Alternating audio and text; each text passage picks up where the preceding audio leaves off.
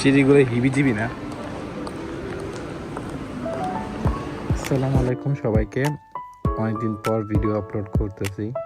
তো আমরা গেছিলাম শপিং মলে। এখানে আসলে মেইনলি যাওয়া হয়েছিল অ্যাপেলের অফিসিয়াল শোরুমে, যেখানে আমি নতুন ম্যাকবুক নিওটা দেখতে চাচ্ছিলাম, যেটা দাম কেমন, মেইনলি হ্যান্ড ফিলটা কেমন, বা সামনাসামনি দেখতে কেমন হয়।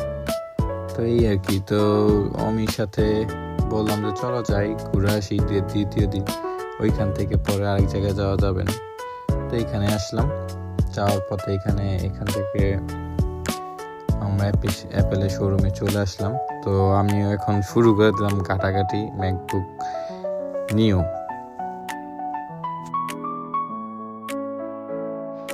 ল্যাপটপটা খারাপ না, মানে ভালোই, কিন্তু ওভারঅল অ্যাপেলে ম্যাকবুক যারা ইউজ করছেন তারা তো জানেনি, ওই নচটা যেটা আছে ওটা না দেখলে আবার এখন ভালো লাগে না, সত্যি কথা, যারা ইউজ টু হয়ে গেছেন।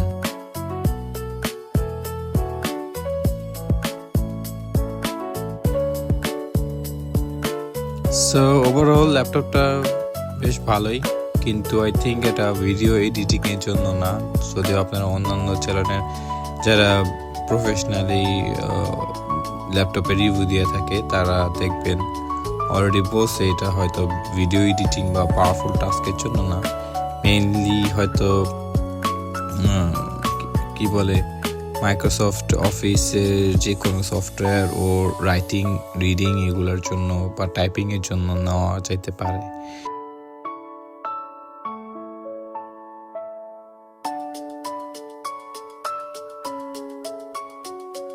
লাইট ওয়েট যে ল্যাপটপগুলো আছে, যেমন ধরুন ক্রোমবুক ওর ম্যাকবুক এয়ার, এই দুইটার মাঝামাঝি করছে এরকম অবস্থা। এই শোরুমে আসলে মজা কাহিনী মনে পড়ে। আমাদের এক ফ্রেন্ড আমাদের সাথে পড়তো, ও বাংলাদেশে যাবে, বাংলাদেশে যাওয়ার আগে ও 15 Pro Max কিনছে এই শোরুম থেকে। তো ও যেদিন ফোন কিনছে তার পরের দিনই না 2 দিন পর ও বাংলাদেশে ব্যাক গিয়েছে। তার 1 মাস পর ওর থেকে ট্রেনে থেকে ছিনতাই করে ফোন নিয়ে চলে গেছে হাতে কোপ দিয়া। তো ঘুরে ফিরে আবার এই ল্যাপটপের কাছে আসলাম। আসার পরে একটা জিনিস নোটিস করলাম যে 256 GB যে ল্যাপটপটা আছে সেটা হলো বেস ভার্সন। তো বেস ভার্সনে ফিঙ্গারপ্রিন্ট রিডার নেই, মানে টাচ আইডি যেটা বলে, টাচ আইডি নেই প্লাস 256 আর 8 GB র্যামে। এটা সেল হচ্ছে 4600 ইউয়ান, 4600 অ্যারাউন্ড 95,000 টাকা বাংলাদেশি টাকা। যেটা এটার থেকে হাই স্টোরেজ, ওইটা আবার আরেকটা সুবিধা আছে, ওটাতে একটা টাচ আইডি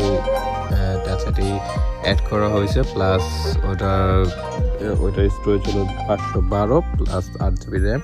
সো ওইটা হলো 5299 ইউয়ান, কি 5300 ইউয়ান, যেটা অ্যাপ্রক্সিমেটলি বাংলাদেশি টাকায় 1,05,000 থেকে 8,000-এর মধ্যে।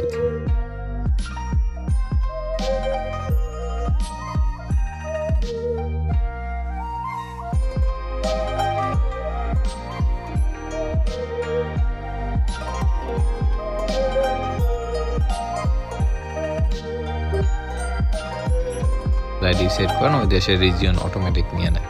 তো এই আর দ্বিতীয়ত আপনি এই ল্যাপটপগুলো কাস্টমাইজ করতে পারবেন, যেমন কিবোর্ড চাইলে ইউকে ভার্সন অথবা ইউএস ভার্সন, কারণ এগুলো অর্ডার দিয়ে নেওয়া হয়, কারণ কি ফাংশনালিটি দরকার হয় ওগুলো ওরা ওইভাবেই সেল করা হয়।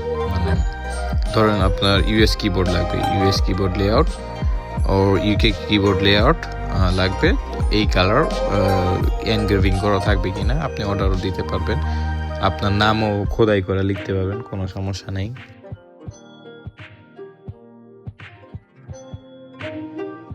অফিসিয়াল শোরুম থেকে নিলে একটা সুবিধা, আপনার ফ্লেক্সিবিলিটি অনেক, কিন্তু ফ্লেক্সিবিলিটি অনেক, আর কোনো রকমের ডিসকাউন্ট নাই। যেটা আপনি অনলাইনে দেখবেন ওটা আপনি ওই অফিসিয়াল শোরুমে গেলেও দেখতে পারবেন সেম জিনিস।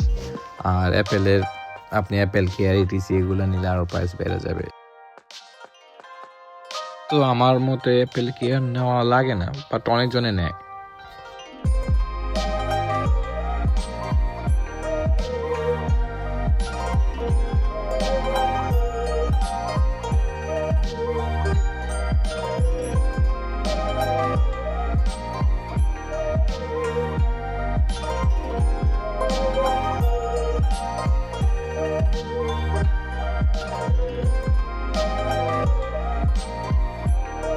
তো এখানে আমরা ল্যাপটপটা দেখে এখানে আমরা ফোনগুলো দেখতে আসলাম, যেমন এটা হলো 17। আর আমার অনেকদিন ধরে মনে হচ্ছে যে চেঞ্জ করে ফেলি, 15 প্রো ম্যাক্স থেকে 7 প্রো ম্যাক্স চলে যায়। তারপর আবার সেকেন্ড টাইম ভাবি যে চেঞ্জ করে লাভ কি, ইভেনচুয়ালি অ্যাপেলের সবগুলো ভিতরে একই।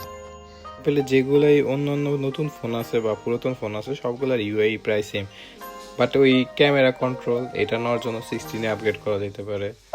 আবার যদি হয় এই 17-এ আউটলুক দরকার তাহলে আপগ্রেড করতে পারেন, আদারওয়াইজ চেঞ্জ তেমন কিছু নেই। এখন আসলে ফোনগুলো হয়ে গেছে গেমিকের মতো, মানে বলতেছে যে এই ফোন লাস্ট ফোনের থেকে বেটার, ঠিক না? কিন্তু ইভেনচুয়ালি ফটোতে আর কতটুকু চেঞ্জ হচ্ছে, মানে ফটোগ্রাফির দিক দিয়ে আর মানুষ কতক্ষণই বা ফটো উঠায় একটা ব্যস্ত জীবনে। জাস্ট লাইক মেবি আপনার কাছে 16 আছে আর 15 প্রো ম্যাক্স আছে আর 14 প্রো ম্যাক্স আছে, সবগুলো অ্যারাউন্ড লাইক সেমই। সো ট্রেন্ডে থাকার জন্য লাইক এইগুলা ভাববে আবার মনে ভাবি যে না থাক কিনবো না, নেক্সটের জন্য ওয়েট করবো। এটা পাতলা দেখতে বোঝা যাচ্ছে পাতলা। এটা হলো আইফোন এয়ার, এটা আসলে এখন সবচেয়ে পাতলা ফোনের মধ্যে একটা। এটার হ্যান্ডফিলটা কিছুটা আইফোন 11 প্রো ম্যাক্সের মতো, কিন্তু ওটা থেকে অনেক লাইটার আর অনেক থিক।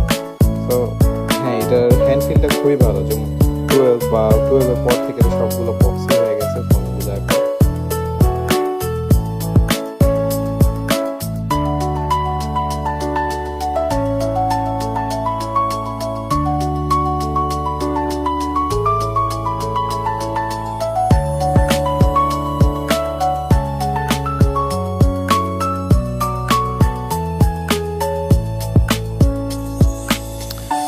তো হঠাৎ এখানে আমার ভিশন প্রো চোখে পড়লো, তো আমি একটু উকি মারতে গেলাম যে ভিশন প্রোটার কি অবস্থা।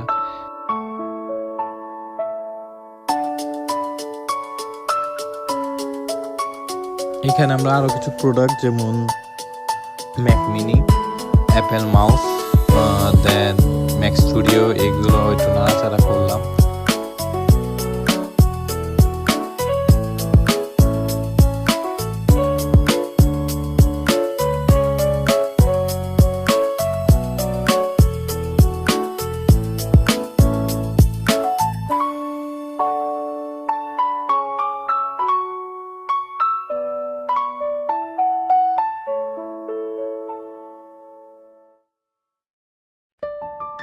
সো মাউসটা নিয়ে অনেকক্ষণ ডিসকাস করার পর আমি বললো যে ওর কাছে এটা ভালো লাগছে।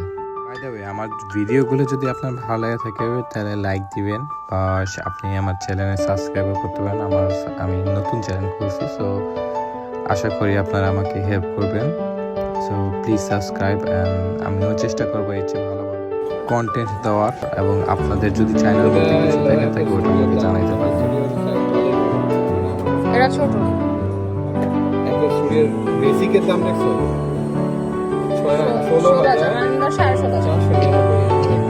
16,000 RMB টাকা না পড়ে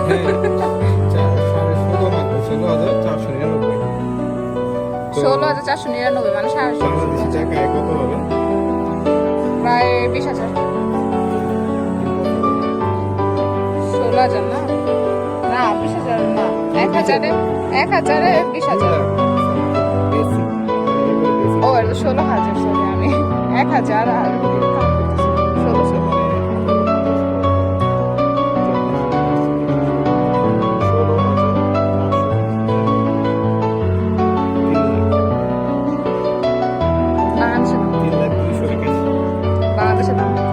বাংলাদেশের মানুষের ধারণা আছে, আসলে আমার ফ্রেন্ডও বলেন যাই বলেন, যে আইফোন বা অন্যান্য ফোনের প্রাইস চায়নাতে তুলনামূলক কম। আসলে এরকম কিছু না, ইউএস তুলনায় আমার এখানে 20% এক্সট্রা পেমেন্ট করা লাগে। যেমন ধরেন 600 হলে এখানে হবে 800। তো আজকে ভিডিওটা পর্যন্তই। যদি আপনাদের